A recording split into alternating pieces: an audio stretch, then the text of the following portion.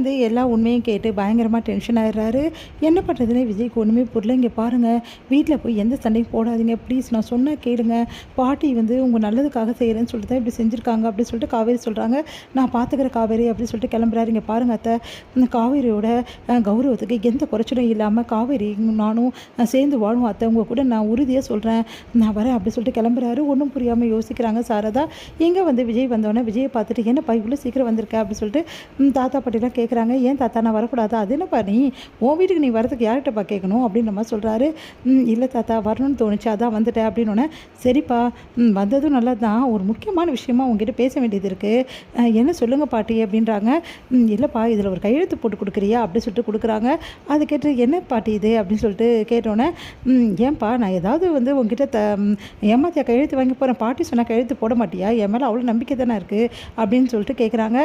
அப்படியே வந்து அதிர்ச்சியாக பார்த்துட்டே இருக்காங்க அவங்க பொண்ணு ராதாவும். உடனே தாத்தாவும் என்ன சொல்கிறதுன்னு தெரியாமல் அப்படியே பார்த்துட்டே இருக்காரு. உடனே வந்து பாட்டி கேட்குறாங்க, என்னப்பா எங்கள் மேலே நம்பிக்கை இல்லையா அப்படி சொல்லிட்டு கேட்டோன்னே, நம்பிக்கையெல்லாம் இருக்குது, ஆனால் நிறைய பேர் நம்பிக்கையை மோசமாக யூஸ் பண்ணி முதுகில் இந்த மாதிரி காயத்தை ஏற்படுத்துகிறாங்களே, நான் எப்படி நம்புறது அப்படின்ற மாதிரி சொல்கிறாங்க. என்னப்பா நீ இப்படிலாம் பேசிகிட்டு இருக்க, இந்த மாதிரி பேச்செல்லாம் எப்படி விஜய் உனக்கு வரும் அப்படின்னு சொல்லிட்டு தாத்தா கேட்குறாரு. ஏன் தாத்தா வராது, பாட்டி போய் காவேரி கிட்ட இந்த மாதிரி வந்து என் நாலேஜே இல்லாமல் வந்து கையெழுத்து கேட்டிருக்காங்க, அதுவும் எதுக்கு தெரியுமா, டைவர்ஸ்க்கு அப்படின்னு பயங்கரமாக அதிர்ச்சி அடைகிறாரு. தாத்தா நீ என்னப்பா சொல்கிற? ஆமாம் தாத்தா, இந்த விஷயம் உங்களுக்கு தெரியுமா தெரியாதான்னு எனக்கு தெரியல. இல்லைப்பா அது வந்து அப்படி சொல்ல, அப்போ உங்களுக்கும் தெரியும் இல்லை தாத்தா? இல்லைப்பா அவள் சொல்லிட்டு தான் இருந்தா, வக்கீலை வர வச்சு பேசிகிட்டு இருந்தா, ஆனால் எனக்கு இந்த அளவு அவள் போயிருப்பான நினச்சி கூட பார்க்கல அப்படின்னு சொல்லிட்டு சொல்கிறாங்க. உங்ககிட்ட பேசுவான் தான் நான் நினச்சேன் அப்படின்னு அப்படியே அதிர்ச்சியாக பாட்டி பார்க்குறாங்க.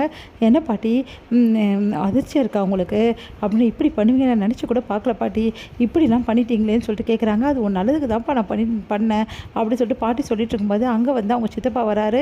அவரை பார்த்தோன்னே செம்ம டென்ஷனாக, எல்லாத்துக்கும் காரணம் இந்த ஆளாக தான் இருக்கும், இந்த ஆள் சொல்லி கொடுத்தேன்னு நீங்கள் இவ்வளவும் பண்ணுறீங்கன்னு சொல்லிட்டு அவங்க சித்தப்பா வந்து வெளியே வந்து தள்ளுறதுக்காக போகிறாரு. அப்போ எல்லாருமே தடுக்கிறாங்க.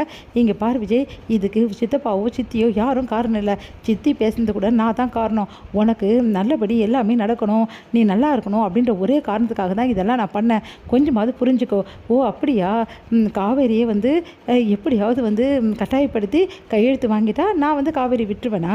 காவேரி தான் எனக்கு எல்லாமே, அதுக்காக நான் என்ன வேணாலும் பண்ணுவேன்னு உங்களுக்கு நல்லாவே தெரியும். காவேரி கூட வாழணும் அப்படின்றதுக்காக தான் இவ்வளோ கஷ்டத்தையும் நான் அனுபவிச்சுட்ருக்கேன். ஆனால் அதை கொஞ்சம் கூட புரிஞ்சுக்காமல், என் மனசை கொஞ்சம் கூட யோசிக்காமல் நீங்கள் பாட்டுன்னு முடிவு எடுத்திருக்கீங்க. யாரை கேட்டு இந்த முடிவு எடுத்தீங்கன்னு நான் அப்போவே சொன்னேன்ப்பா கல்யாணிக்கிட்ட, வேணா கல்யாணி இது நம்ம பேரனுக்கு பிடிக்காதுன்னு. எங்கே கேட்குறாவ? இங்கே பார் விஜய், உன் மேலே நம்பிக்கையில் தான், நீ என் பேச்சை கேட்பேன் நம்பிக்கையில் தான் நான் இவ்வளவும் பண்ணேன். எந்த பேச்சை கேட்க சொல்கிறீங்க? என் பொண்டாட்டியை வச்சு நான் பிரிஞ்சிருக்க தான் கேட்க சொல்கிறீங்களா? இங்கே பார் விஜய், அதுதான் நல்லதுன்னா அது செய்யலாம்ப்பா, நீ நிம்மதியாக வாழணும் சந்தோஷமாக வாழணும் தான் இப்போ எல்லாம் செஞ்சேன். என் நிம்மதி என் சந்தோஷம் எல்லாமே என் காவேரி தான், அது கூட உங்களுக்கு தெரியலையா பாட்டி? பின்ன நீங்கள் என் அம்மாவாக இருந்தால் தெரிஞ்சுப்பீங்க, நீங்கள் பாட்டி தானே, அதனால தான் உங்களுக்கு புரியல பாட்டி அப்படின்னு அப்படியே அதிர்ச்சி அடைகிறாங்க.